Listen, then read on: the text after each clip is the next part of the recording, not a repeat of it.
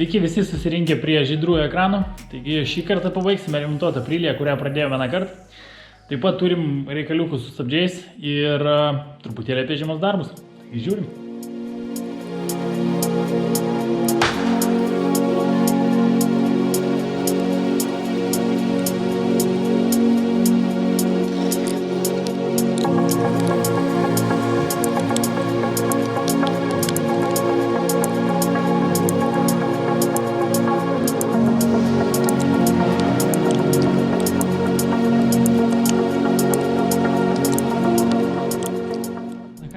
Kartą, kai žmonės diagnozuoja patys gedimus, kaip čia pasakyti, nepataiko į 10-tuką.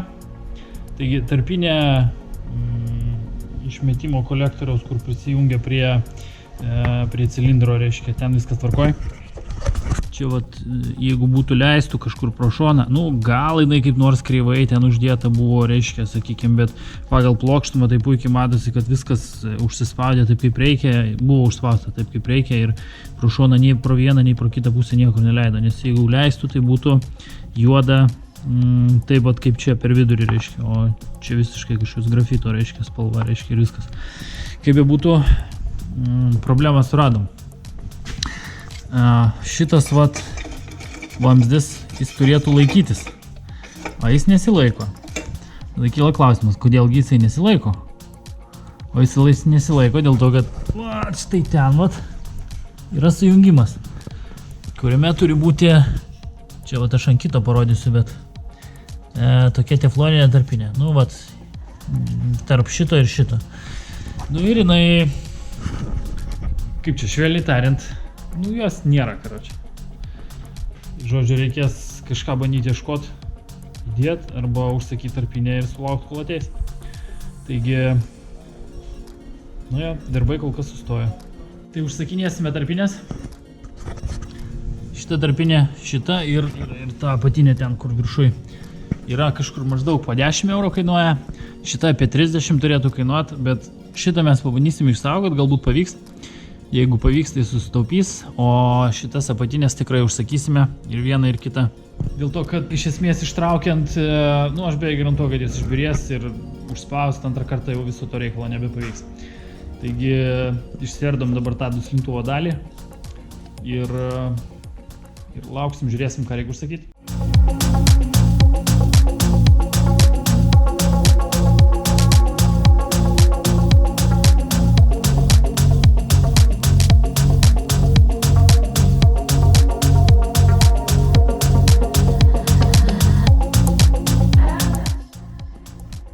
Nieko čia tą motociklą išsaugoti nepavyks. Šitą tarpinę išdegus, išbyra visiškai milteliais, karočią. Žodžiu, viską nusiardyti reikėjo, visi varžtai prirūdyje, žodžiu, viskas blogai. Viskas blogai.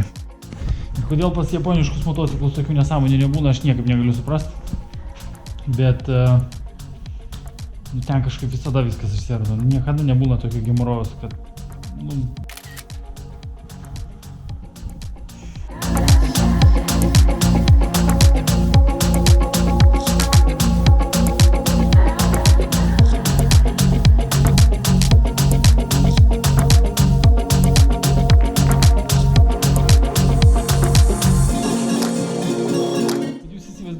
kiek aš prišėriau šitą motociklą visokiais, kaip čia pasakyti. Mūsų problema buvo van štai čia vat. Tos tarpinės iš vis nėra, jinai, ko gero jau užpūsavo, likutis dar kažkoks yra. Viduj, kurio nesimato. Žodžiu. Reiškia, tai va šita tarpinė irgi sutrūkus, jau matosi, reiškia, tai ko gero jau buvo, galbūt ir čia leido, bet čia po klaustukų, žodžiu. Visas reikia pakeisti šitą, čia 30 eurų, šitos po, beras apie 10, gal po 11. Tai, dieve man, laukiam tarpinių, žodžiu, ir sudėsim visą šitą kibirą atgal. Ko gero, kad visą kitą susidėsim dabar, o paliksim vėliau uždėti tik tai duslintuvą. Na, okei, tai tada pabaigiam surinkt, nepabaigiam, o tiksliau surinkam viską atgal ir statysim į kampą. Bus nubaustas.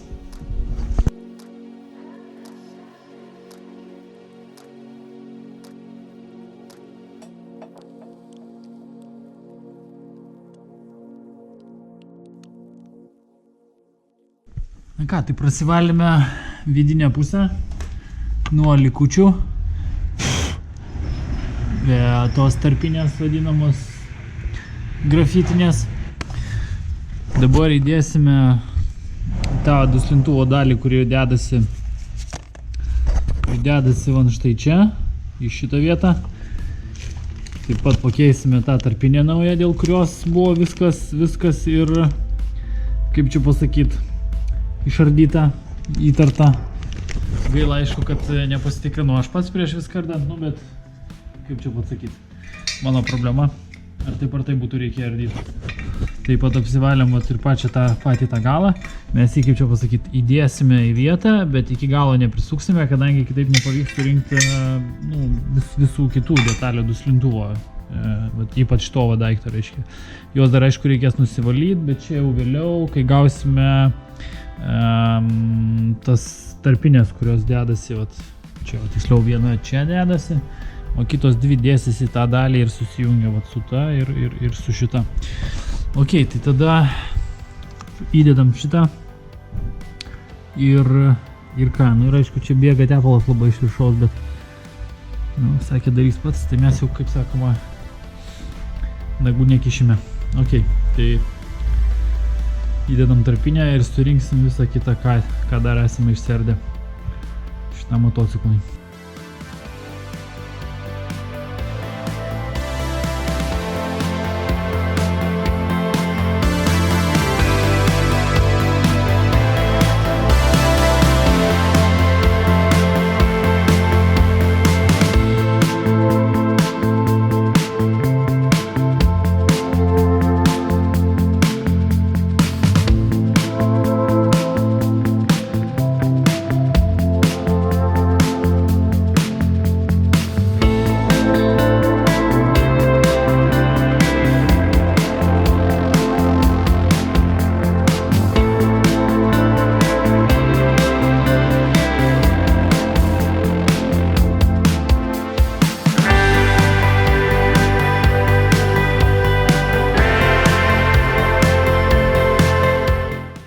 Sugrįžo Honda CBF 600, kuriam buvo nepaveikti stabdžiai iki galo.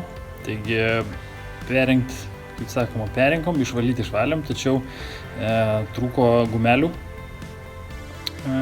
stabdžių sistemai. Tai kadangi jos vietų jų niekur nėra, teko užsakinėti originales.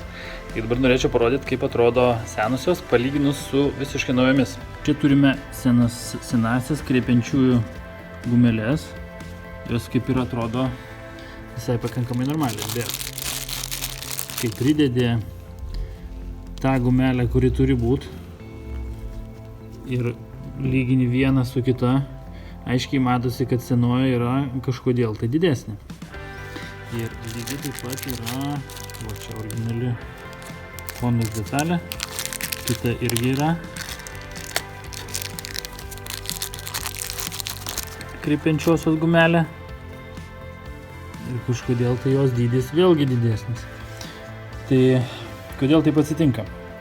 Taip atsitinka dažniausiai dėl to, kad yra naudojamas netinkamas tepalas sutepti kreipiančiąsias. Tai yra grafitinis koks nors arba dar kažkoks nors agresyvus tepalas, kuris suardo tą nitrilo gumos struktūrą ir jinai tiesiog, kaip čia pasakyti, išbrinksta elementariai.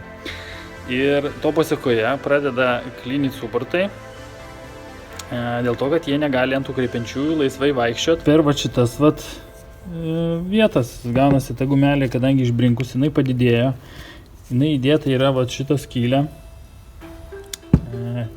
Kadangi guma padidėjo, jinai pradeda spaust tą dalį, ant kurios jinai turi vaikščiot. Lygiai tas pats ir šitoj vietoj. Taigi kreipiančiasis galima tepti tik tai tam skirtais tepalais ir nieko kitu.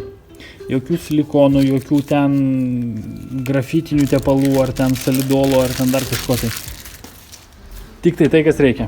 Kitu atveju būna daug problemų. Taip pat turime ir visą kitą rem komplektą šitiem stabdžiam. Pilna su kaladėlių laikančiais varžtais, šaibutėm, gumelėm, kurios tais vadinamais manžetais. Ir taip pat tom, kurių trūksta, tai yra tiem pirmiesiam žiedeliam, kurie saugo šitą cilindriuką nuo dulkių patekimo į vidų. Čia jau jų nebuvo iš viso. Kažkas, tai kaip čia pasakyti, pasistengė viską sugadinti. Taigi surinksim, sudėsim viską į savo vietą ir stabdžiai bus kaip nauji. Nu, ne kaip nauji, bet, sakykime, gerai veikiantis, nestringantis ir atliekantis savo funkciją kuo puikiausiai.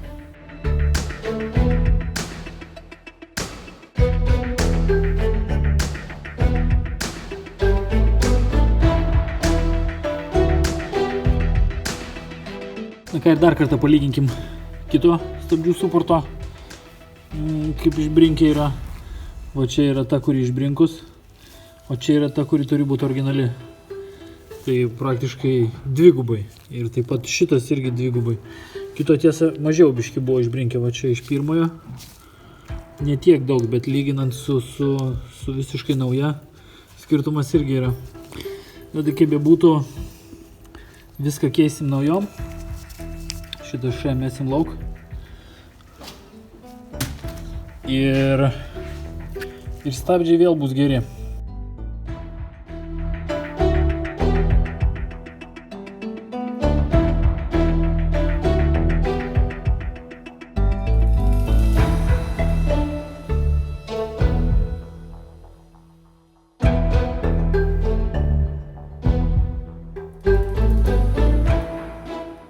Viską pabaigėm su Honda stabdžiais, puikiai perrinkti, beliko tik pakeisti stabdžių skystį ir galima grąžinti savininkui motociklą. Atvarė motociklą ir nuskundėsi, kad pastoviai dega tiesiog stabdžių lemputė, taip sakant, niekada neišsijungia. Ir buvo įtarimas, kad galinė stabdžių kojelė, reiškia, tiksliau pati varlytė galbūt stringa, bet paaiškėjo, kad ir galinė, ir priekiniai stabdžiai blogi, ir galiniai blogi. Tai va štai kaip būna, kai yra nekeičiamas stabdžių skystis. Va čia yra prikirmyje, po apačia po šitą gumelę irgi yra prikirmyje, jinai spaudžia išorinę dalį, tas cilindriukas stabdžių pagrindinis nevaikšto, taip pat stabdžiai trinasi visą laiką ir neatšoka iki galo ir savo ruožtų nenusispaudžia mygtukas varlytės, kuris yra čia, ir dega lemputė. Bet iš esmės tai priežastis yra dėl to, kad buvo nekeistas stabdžių skystis. O tas daiktas net neišsivalo, reikės gramdyti. Štai taip turi atrodyti cilindriukas, kuris yra išvalytas. Tai dabar viską sudėsime atgal ir stabdžiai turėtų būti geri ir lemputė turėtų užgesti.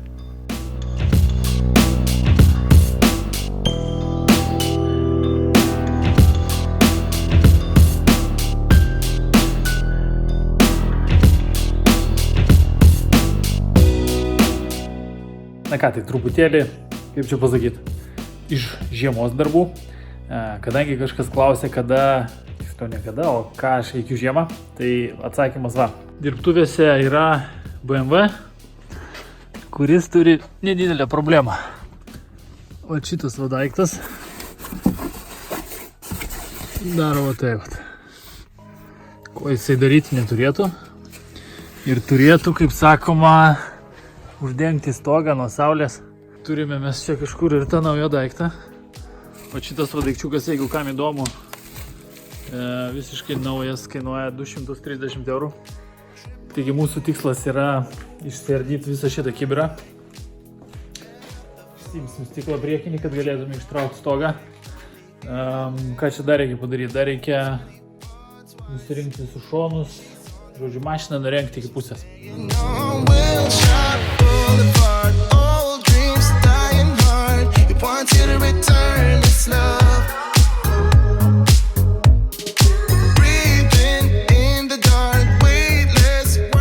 Tai mašiną išsiardėm, kaip matėt.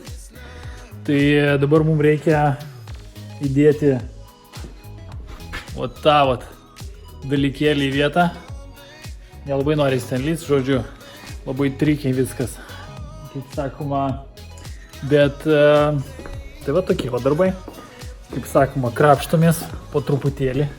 Į daug nei mažai, realiai apie 10 valandų išeina. Nu gal nepilnai, kažkur apie 9, gal su pusė, 9 valandas reiškia darbo. Nu žodžiu, visą dieną pasikrapštimo.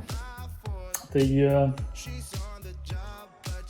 jo, tai dar aišku, darant reikia labai turėti omeny, kad, kaip čia pasakyti, negalima išterliuoti saloną, nes salonas tai visas baltas, gražus, švarus. Tai stengiuosi kiek įmanoma švariom rankutėm, pirštinaitėm naujom darbuotis ir kaip sakoma, kad žmogui daugiau nebereiktų jau daugiau niekur varyt, plaut, dar kažko, tai aišku, stiklą turėsi įsiklijuoti pats. Na ką, tai BMW gatavas, užuolaidą uždėjom į vietą, detalių jokių neliko. Žodžiu, nu va, čia ta užuolaida va matosi.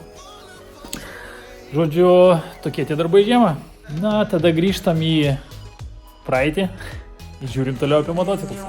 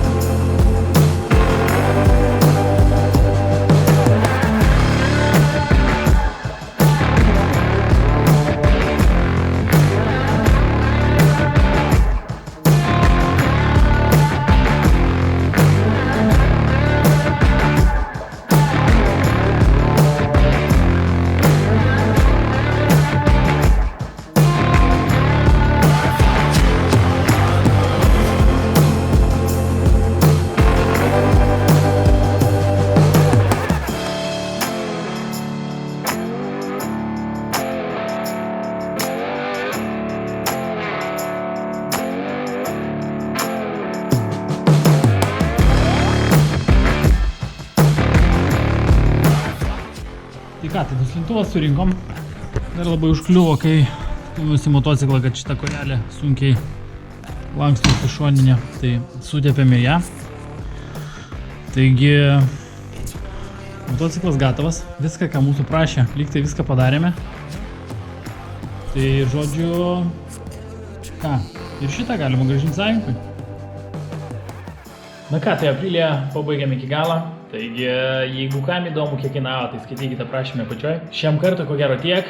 Ačiū visiems žiūrėjusiems, brangieji, ir iki kitų susitikimų.